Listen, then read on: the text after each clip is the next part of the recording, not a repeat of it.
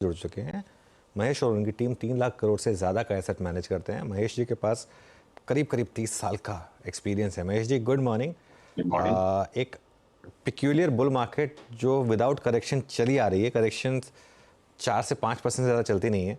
आपके हिसाब से अब हम किस फेज़ में हैं मार्केट के, और क्या यहाँ पर भी इन्वेस्टर्स के लिए अच्छे मौके हैं? ये आपकी बात सही है कि मार्केट आई मीन लास्ट कुछ सालों से विदाउट एनी मेजर करेक्शन से ऊपर जा रहा है। इसका कारण एक तो ऑब्वियसली आउटलुक जो है इंडिया का वो काफी बेहतर है।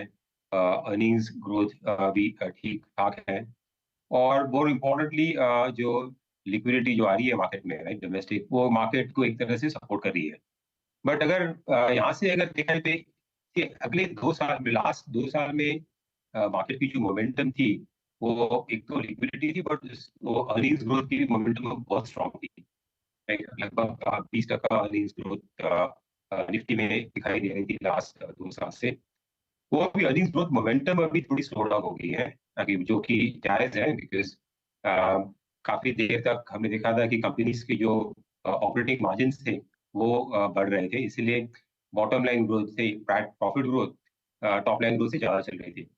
अभी लास्ट 1-2 क्वार्टर से देख रहे हैं कि ओवरऑल टॉप लाइन ग्रोथ है वो जो आई मीन लगभग अराउंड 10-11% के आसपास है, और प्रॉफिट ग्रोथ 12-13% के आसपास में दिख रहा है। तो क्लियरली आई थिंक मार्केट का जो अभी ये जो है यहाँ से फर्दर रीरेटिंग जो मार्केट की जो हुई है लास्ट 1-2 साल में, स्पेशली जो मिड कैप और स्मॉल कैप है, वो यहाँ से हमें ज्यादा फर्दर रीरेटिंग की गुंजाइश नहीं दिख रही। तो जो कंपनीज की जो अर्निंग्स ग्रोथ है यहाँ से, वो आई थिंक जितनी आएगी उसके हिसाब से मार्केट में यहाँ से रिटर्न आपको देखने को मिल सकते हैं। एक बात सही है कि यहाँ से अभी भी आउटलुक जो है, इकोनॉमी का आउटलुक, डोमेस्टिक इकोनॉमी का आउटलुक है, वो काफी स्ट्रांग है। ग्लोबल इकोनॉमी थोड़ी वीक होती हुई दिख रही है, जो भी एक्सपेक्टेड लाइंस पे ही है। सो आई थिंक वैसे तो कुछ ज्यादा नेगेटिव सरप्राइजेस नहीं है। आई मीन ये क्वार्टर के नंबर्स पे जो नतीजे आए हैं, वो भी मोरलेस कुछ कंपनीज में नेगेटिव सरप्राइज थी, बट ब्रॉडली ओवरऑल अर्निंग्स में कुछ ज्यादा डाउनग्रेड नहीं आए हैं।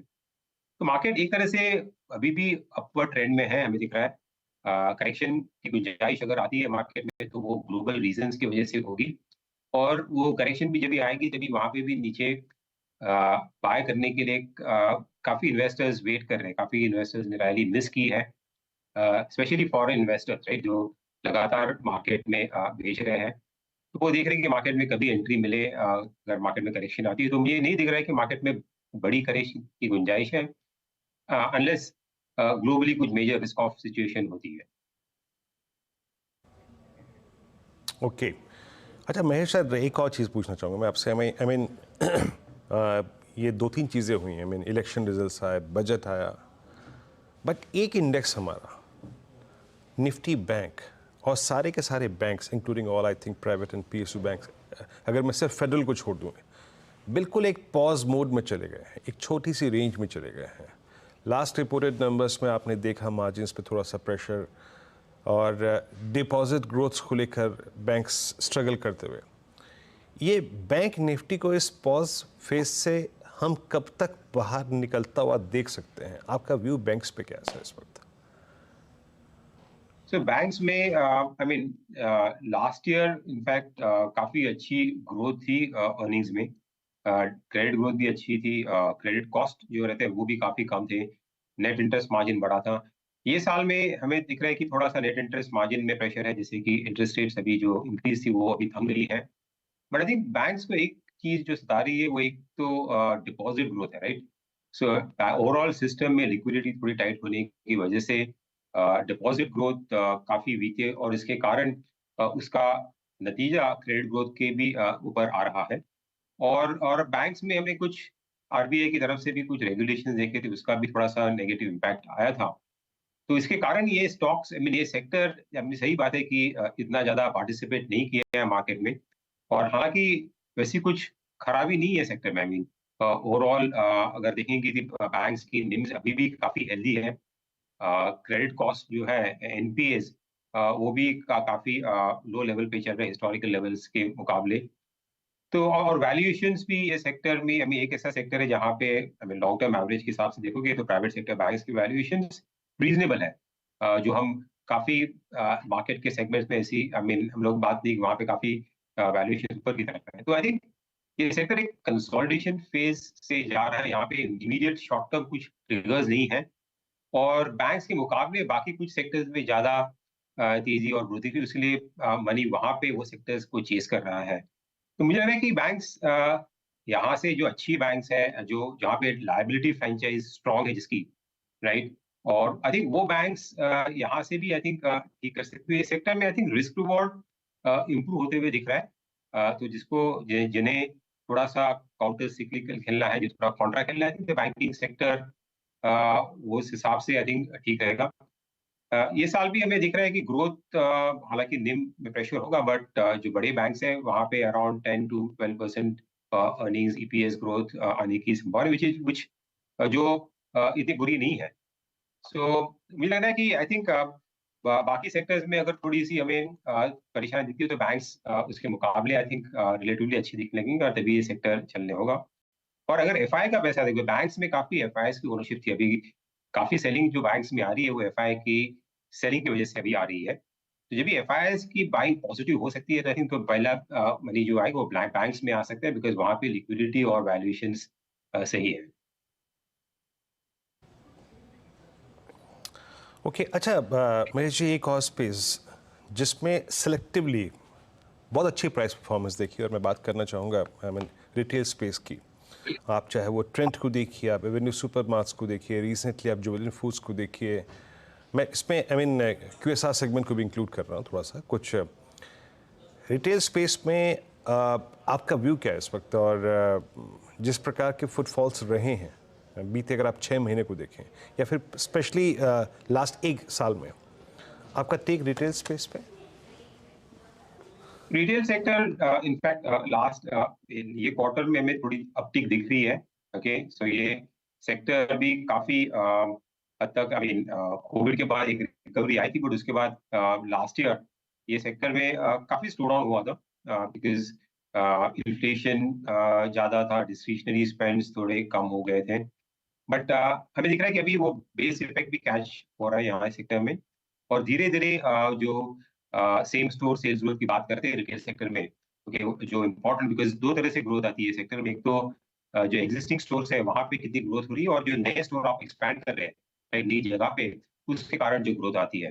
तो जो एग्जिस्टिंग स्टोर है वहां पे जो ग्रोथ वो फ्लैट और नेगेटिव चल रही थी, वो अभी हमें दिख रहा है कि ये क्वार्टर से पॉजिटिव होती जा रही है कुछ स्टॉक्स में। तो आई थिंक यहाँ से आई थिंक एक तरह से, और रूरल भी जो है इकोनॉमी, और जो सेमी अर्बन जो है स्पेशली टियर 2 टियर 3 सिटीज में, वहाँ पे अभी थोड़ी इंप्रूवमेंट दिखाई दे रही है। तो आई थिंक ये सेक्टर लॉन्ग टर्म के हिसाब से अगर देखें तो काफी अच्छा, हमें बहुत पसंद है ये सेक्टर, बिकॉज इंडिया में जैसे स्पेंड, कंजम्पशन स्पेंड और मोर सो डिस्क्रिशनरी कंजम्पशन स्पेंड जो है वो जैसे बढ़ेंगे, जैसे पर कैपिटा इनकम जाएगी, तो ये सेक्टर में लॉन्ग टर्म ग्रोथ अपॉर्चुनिटी अच्छी दिख रही है, और धीरे धीरे जिस तरह से इम्प्रूवमेंट दिख रहे थे, ये सेक्टर इन्वेस्टर्स के लिए लॉन्ग टर्म के हिसाब से सही रहेगा यहाँ से देखने के लिए।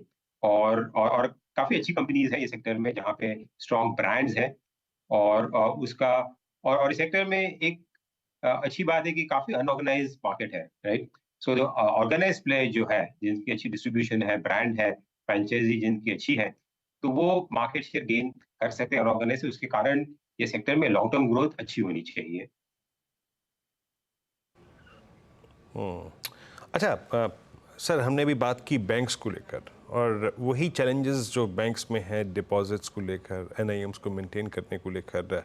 अब बैंक्स जब डिपॉजिट्स के लिए अगर आप देखें स्ट्रगल करेंगे, तो नो डाउट अबाउट दैट कि वो अल्टीमेटली प्रेशर्स जो है वो एनबीएफसीज की तरफ जाएगा। अब हमारे पास एनबीएफसीज में भी 2 चीज़ें हैं। इस रीसेंट मूव में जितनी भी गोल्ड फाइनेंस कंपनियां थी वो बहुत अच्छा कर रही हैं, ऑल टाइम हाई ट्रैजेक्टरी पे ट्रेड कर रही हैं। एक तो सर ये गोल्ड फाइनेंस कंपनियों पर आपका टेक, और एक और चीज़ जो नॉन लेंडिंग में अगर मैं पोर्शन में जाऊं, जहां पे हमारे सारे एक्सचेंजेस पर असिस्ट करते हैं, बीएससी हो गया, एमसीएक्स हो गया, along with I think entire brokerage space, ये 2 स्पेस आपको कैसे लग रहे हैं इस वक्त? सो ये बात है कि बैंकिंग और फाइनेंशियल सेक्टर में जो थोड़ी अंडर परफॉर्मेंस है, जो हेडविंड्स है, राइट, दिखाई दे रहे हैं हम लोग की, I mean overall deposit side growth में जो प्रेशर है, उसके मुकाबले जो नॉन लेंडिंग फाइनेंशियल सर्विसेज है, जैसे कि उसमें आपने बात की इंश्योरेंस कंपनीज भी जो आती है उसके अंदर, वहाँ पे आउटलुक काफी इम्प्रूव हो रहा है अभी। वहाँ पे भी हम लोग ने देखा था कि लास्ट ईयर काफी रेगुलेटरी हेडविंड थी, जो रेगुलेशंस हुए थे उसके कारण थोड़ा सा बजट में भी जो टैक्सेशन बढ़े थे उसका इम्पैक्ट हुआ था नेगेटिव, बट अभी वो ग्रोथ वहाँ से नॉर्मलाइज हो रही है, और वो सेक्टर में अराउंड इंडस्ट्री के अराउंड 14-15% ग्रोथ हमें दिखती है। तो वो एक सेक्टर इंश्योरेंस स्पेस जहाँ पे स्टेडी कंपाउंडिंग हो सकती है, और ऐसा कुछ मेजर मार्जिन्स पे कुछ अभी जो प्रेशर जो था वो भी हमें काइंड ऑफ बॉटम आउट दिख रहा है। तो एक सेक्टर अच्छा लग रहा है। दूसरी स्पेस है जो कैपिटल मार्केट पे, जैसे आपने बात की, राइट, जहाँ पे ब्रोकिंग कंपनीज आती है, देन एसेट मैनेजमेंट कंपनीज आती है। तो ये सेक्टर्स जो मार्केट में जो ओवरऑल तेजी दिखती है, जो नए इन्वेस्टर्स जो मार्केट में आ रहे हैं काफी, उसका बेनिफिट ये सेक्टर को में दिखाई दे रहा है। तो आई थिंक हालांकि ये सेक्टर बहुत अच्छा किया और मार्केट में भी जो तेजी चल रही है उसका बेनिफिट ये सेक्टर को मिल रहा है, तो यहाँ से थोड़ा सा कॉशन रखना चाहिए। बट आई थिंक जिस तरह से पेनिट्रेशन अभी भी लो है, राइट, इन्वेस्टर्स की पेनिट्रेशन इंडिया में, तो I think penetration driven growth ये सेक्टर में आई थिंक कंटिन्यू होते हुए हमें दिख रहा है। सो आई थिंक ये नॉन लेंडिंग जो फाइनेंशियल सर्विसेज है वहाँ पे एक्चुअली ग्रोथ एंड मार्जिन जो प्रोफाइल है वो काफी बेहतर होने के कारण ये सेक्टर लास्ट 1-2 साल में भी अच्छा किया और आगे जाते हुए भी हमें दिख रहा है कि स्टडी होना चाहिए। हालांकि यहाँ पे वैल्यूएशंस ऑलरेडी कुछ हद तक प्राइसिंग कर रही है, तो आपको वो ध्यान में रख के ये सेक्टर में देखना चाहिए। चलिए भाई सर, बहुत बहुत शुक्रिया आप इस कार्यक्रम में शामिल हुए। आज आप ये सभी सेक्टर्स पे, इंडस्ट्रीज पे अपनी राय रखी, आपने बहुत बहुत शुक्रिया। Have a nice day sir, बहुत बहुत शुक्रिया। चलिए अब चलते हैं अब